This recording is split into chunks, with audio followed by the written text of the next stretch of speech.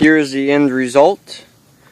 I finished using the rubbing compound with the disc, and then I came back over with Meguiar's headlight protectant.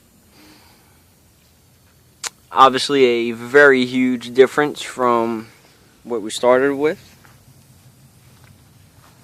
I highly recommend the 3M Headlight Restoration Kit. And like I said earlier on, I do recommend buying either 320 or 400 grit and sand your lights by hand first, and you'll actually be able to save on the material in the headlight kit. You won't have to use all the sand and disc.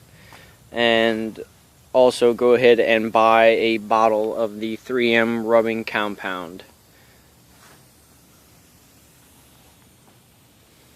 And you should be able to do a few sets of headlights if you have multiple vehicles. Alright guys, thank you much.